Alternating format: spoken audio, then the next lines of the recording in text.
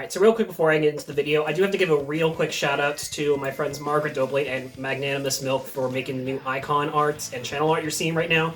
Did a fantastic job with it. I'm really excited and really happy with how they turned out. Go check out their work if you like the art that they're putting out. But, hey, this was a video I wasn't expecting to make. So for some context, I had originally planned on covering the Splatoon trilogy for my channel towards the end of the year after some other projects, but I had completely forgotten that the Wii U servers were shutting down about 5 days prior to them going offline. So yeah, that kind of put a wrench on the plans for this channel, but we make it work. Splatoon, released exclusively on Wii U in May 2015. Kind of hard to believe how quickly this game popped off. As far as popularity goes, this is one of Nintendo's premier franchises now. It's got sequels, it's got a ton of merchandise, it's how we had Smash Ultimate revealed to us. Splatoon is a series I never was myself super into until recently. It wasn't until 3 came out that I really got into it. It's probably how most of you found out about this channel in the first place, and for that, I'm very grateful. Now this is going to be a very interesting video because by the time you're watching this review, the servers are long shut down by now. So because of that, I'm looking at the game through 2 lenses. So one of them is going to be, reviewing the game as I normally would, but also just looking at it in its current context, and in context, obviously, to the Wii U and 3DS servers shutting down. Obviously, I'm going to be covering the other 2 games at some point. When that's going to be, I honestly don't know just yet, because obviously Nintendo's not in any hurry to get the Switch servers shut down. But, for the time being, I at least wanted to get this one reviewed and out of the way, since it's going to be inevitably shutting down. So yeah, let's talk Splatoon. The mid-2010s were certainly an interesting time to be a Nintendo fan. And by certainly a time, I mean it was mostly pretty miserable.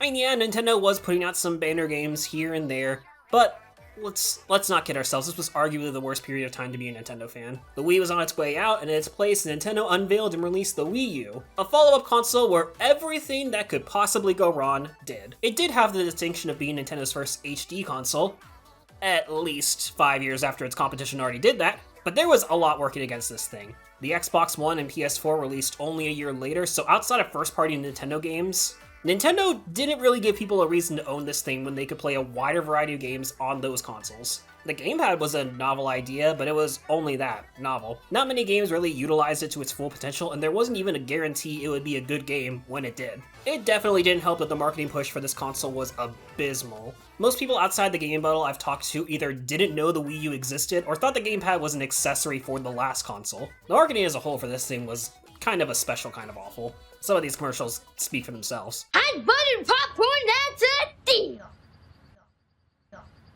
Yeah. The only thing really carrying Nintendo during this time was the 3DS and the handful of good games that the Wii U did have. And combined with the runaway success the Switch has had in the years since it came out, it's no wonder this console is considered one of the industry's biggest flops. So naturally, my dumbass made this my console of choice in high school over an Xbox or PlayStation. Now during high school, I was console gaming a lot less in general anyways. If I was playing anything, it was usually Pokemon or Smash on 3DS with my friends. And for a while, anything I was interested in playing was still releasing on old consoles, so I still had a 360 to fall back to. Once that dried up though, all bets were off and I wouldn't finally get a PS4 until 2017, and I never got around to an Xbox One. That's not to say I didn't have my fair share of games I loved playing. Smash Bros and Mario Kart were always safe bets. Pokken Tournament is still one of my favorite fighting games, Bayonetta 2 is one of my favorite games of all time, and this console is my preferred way of playing Breath of the Wild. Could some of that have to do with how bitter I was about Nintendo leaving the console in the dust and only making it on Wii U out of obligation? Maybe. I don't know. Either way, considering all of this, it kind of surprises me to a degree that I never picked up Splatoon 1 until literally the last week it was alive. I say to a degree because I remember exactly why I didn't pick this game up when I was a teenager, but we'll get to that. Development for Splatoon began roughly around 2013 with a prototype made by Shintaro Saito for a 4v4 shooter involving inking territory. Upon showing it off to higher ups in Nintendo, development went on to a full-fledged game where the team started conjuring up ideas. And they were all over the place at first. There were robot characters, different animals, it was even considered with Mario at one point. Ideas were so scattered that even Miyamoto at one point during development told them that the game just straight up wasn't fun or appealing. Damn, that's gotta hurt. But this also must have given the team the wake-up call they needed when it came to the idea of squids changing forms between a human and a squid. The devs wanted to focus on an online game that focused more on the positive aspects of online gameplay. Some team members had experience playing games like Call of Duty and Battlefield and wanted to make a game a little more easygoing than that. That also meant having no voice chat whatsoever for the game.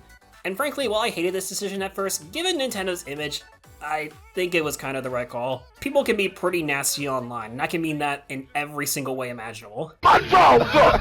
I'ma rustle my jaws up, you still talking? And if I'm playing with friends, chances are I'm talking to them on a platform outside of the game itself anyways.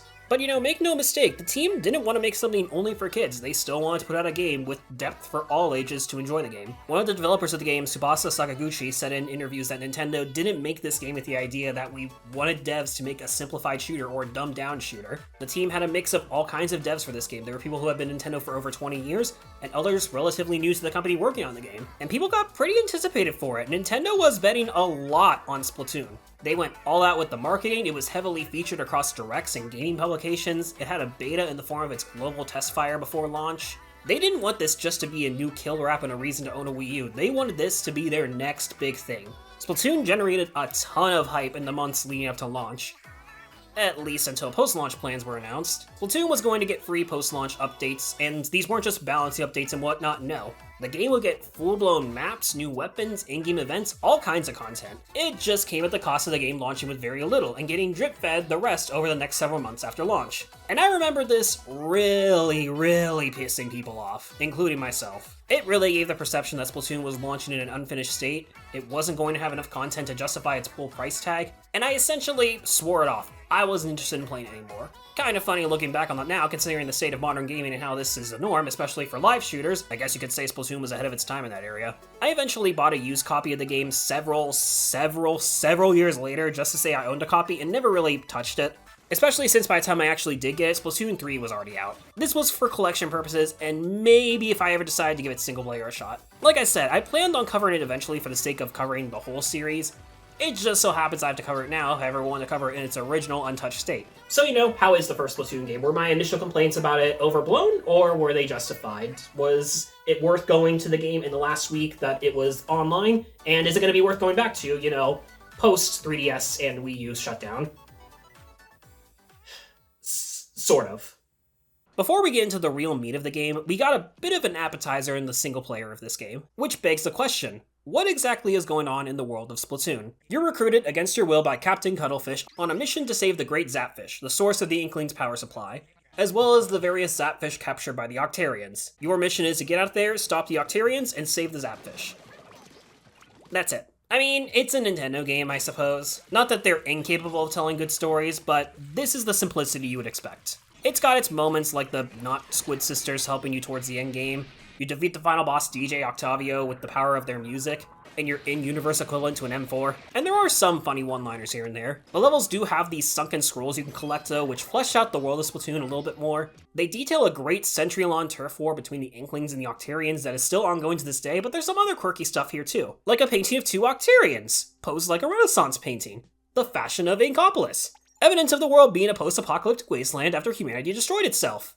A brochure for a Black Friday sale. Hold on, wait, what? You didn't have to cut me off. They gotta do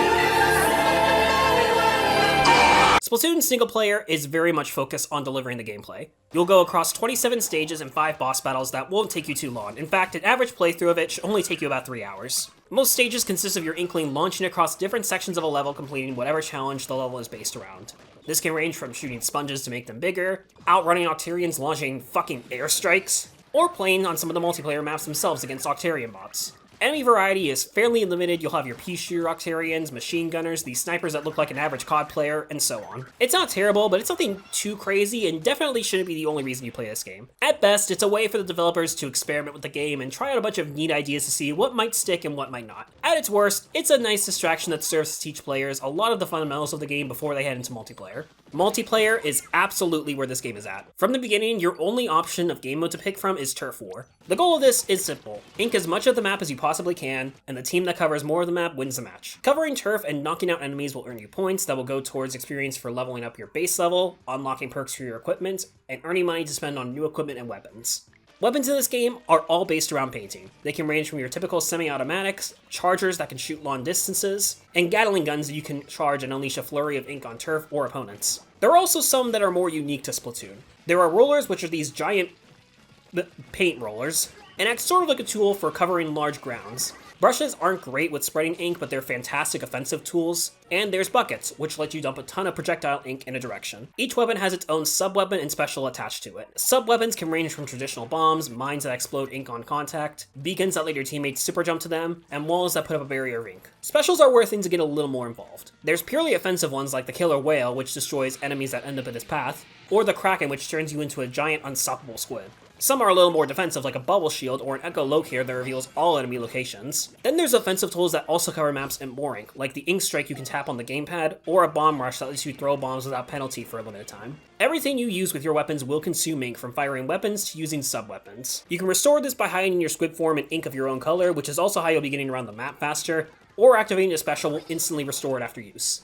When it comes to the core gameplay loop here, Splatoon can be a ton of fun. Not only is there a lot of variety in the kind of arsenal you can use, but it's a variety that can only be achieved in a game like this. I mean, how many other games let you beat someone to death with a paintbrush? It's a Nintendo shooter in every way imaginable, and in that area, I think Splatoon succeeds fairly well. A lot of this is very clearly foundational, like each weapon has these 3 variants you can get to expand the selection, but it still works. I really like using the charger with a scope. As someone who enjoys sniping in games like Call of Duty, this weapon is right up my alley if I want to play more aggressively. But sometimes I like going for something a little more simple. Something automatic can do the trick, and in this game for me, it's the NES Zapper themed guns. They're the right kind of balance for my kind of playstyle in these games. But of course, like I said, sometimes I just like to go apeshit and beat people with a brush. Matches are also very quick too, only lasting 3 minutes, which can make it a very frantic and fun game to play. Map selection, for the most part, is really good too. Each map has a symmetrical design to it, so you can expect the other team will be going down the exact same lanes as you, keeping the action balanced. Moray Towers kind of speaks for itself on how good it is. There's not a whole lot of maps like it, not just in shooters, but even in Splatoon itself. Maps like Arowana Mall and Walleye Warehouse allow for a lot of fast-paced action. Urchin Underpass and Mahi Mahi Resort might be my favorites. I can't believe Urchin Underpass hasn't returned since this first game, but what I can't believe more is just how much they butchered Mahi Mahi Resort in Splatoon 3. I like this map a lot in 3, but god, that version doesn't even come close to this original one. There is so much more room to maneuver here compared to 3, and they look and feel like completely different maps. Not every map is made equal though, some of them can be a bit of a drag to play. Port Mackerel is fine enough as a palette cleanser, but the lanes are just way too narrow for my liking. Salt Spray Rig does not feel like a balanced map. I'll cut them some slack since this was the first game, but this map is very much proof that having an asymmetrical design with spawn points like this is not the way to go for a game like Splatoon. Camp Triggerfish ended up being my least favorite. I really hate how this map is structured. The whole map is essentially one loop, and in order to properly fight other players, you have to make your way quite literally around the entire map. A new path does open up in the last minute for it, but by then it just feels too little too late. Piranha Pit ended up being another one I didn't really like, not necessarily because it's a bad map, but because of how often I played it. Okay, let's get into flaws. The variety in Splatoon is one of its greatest strengths. There's a strong amount of creativity on display that's really impressive for it only being the first game. The problem is how little you actually get to play with that variety. Alright, let's start with weapons. Each weapon comes with a predetermined setup. You cannot change which sub-weapons or special weapons you can equip. Each weapon has variants that come with different options, but again, they're still tied to that specific weapon. You can't mix and match guns with sub-weapons and special abilities. You just have to hope you can find a weapon that caters to your playstyle. For a while when I was playing this, I wanted to use weapons that had squid beacons. These things allow players to super jump to them by tapping them on the gamepad map. Super jumping is a technique that can get you back into a fight faster by jumping to other players on the map, but without certain perks, there's a risk and reward since every player can see where you're jumping. Beacons make this a bit of a safer option, especially in ranked play, but the only weapon I could use this on for a long while was this roller weapon that I honestly did not have a ton of fun using. Now, this by itself wouldn't really be much of a problem if the majority of the game was even more limiting than this. First up, let's talk equipment. With the coins you get, you can buy weapons, but you can also get clothes. You can buy hats, shirts, and shoes. Each piece of clothing has an inherent ability to it. This can range from respawning faster, having more ink in your tank, or the ability to hide where you're super jumping. This equipment can also be leveled up, and when you do, it earns you perks. Thing is, they are randomized. Generally, you'll be more likely to get the same perk as that equipment and be able to gradually stack the same benefit, but that does not happen often. Most of the time, the game gives you completely random perks. So anytime you're trying to make an actual build in the game, it becomes tedious. You have gear that lets you swim in ink faster and want to keep stacking that same perk? Well, tough luck. You could get a perk that doesn't really benefit your playstyle at all. Not to mention, some perks are just unbalanced. There's ones that let you do more damage with your weapons. Fights can be inconsistent with this, especially if a player was lucky enough to stack the same benefits. Which makes gameplay even more frustrating at times because I know damn well These players did not earn these perks through being good at the game, they just hit the jackpot in New Vegas. What in the goddamn? But none of this compares to the worst aspect of Splatoon's limited design. The map rotation. Ugh. Okay, so Splatoon, by the end of its life cycle, had 16 maps. But you've probably noticed by now that when I queue for matches, only 2 of them show up at a time. In Splatoon, you don't vote for maps or even go through random rotations of the entire map roster. Instead, it has a rotation system where you can only play 2 maps at a time that are picked at random. How long does the rotation last? 4 hours! This is the most tedious part of the game. Splatoon does not want you to play it for long periods of time, and in fact, this map rotation system discourages it. You're pretty much punished if you actually want to keep playing the game with playing the exact same maps over and over and over again. You really like Urchin Underpass? Well, tough shit. You have to wait and hope it shows up in a rotation unless you want to play private matches with friends. I had a play session where I was getting nothing but Piranha Pit for at least an hour straight, and I got so fucking bored of playing it. I just had to put the game down and wait for the next rotation. Matches will start to get stale really fast because of this. And this extends to ranked play as well. Oh boy. Now, unlike regular matches, ranked matches don't use Turf War as their main game mode. Instead, we have 3 competitive style game modes. There's Tower Control, which is an attrition style mode where you have to push a tower to the other team's side. There's Splat Zones, where teams have to hold an area of the map covered in ink to earn points. And Rainmaker, which is another attrition style mode, but instead of a tower, you're delivering this bazooka cannon to the other team's spawn to win. Each of these game modes are a ton of fun to play. They add a new spin and variety to Splatoon's core gameplay, as you have to approach these game modes in a more traditional sense. Guess what gets rotated every 4 hours in this mode? Maps. You know what else gets rotated? Fucking game modes! You really want to play Tower Control? Well, fuck you, buddy. Rainmaker is the only thing you can play right now. And again, it's on the only same 2 maps for 4 hours. Adding to this issue is that map design is slightly altered depending on the game mode to accommodate that particular mode. So if a map is in rotation that is really bad and not fun to play on a certain game mode, congratulations, you're stuck with it. This is another reason I didn't like Camp Triggerfish. I had a miserable time playing Splat Zones on this map because the damn zones are completely separated and you have to rotate completely around the map in order to get any proper action. I can kind of forgive the decision to make weapon loadouts predetermined and make perks randomized. It's not my preferred way of playing, but I can adapt. Splatoon 3 is proof of that. I can also forgive the limited time content. There used to be these things called Splatfests, essentially weekend events where you got to pick a team and see which side wins. Cats versus dogs, burgers versus pizza, SpongeBob versus Patrick, wait what? There comes a giant fish!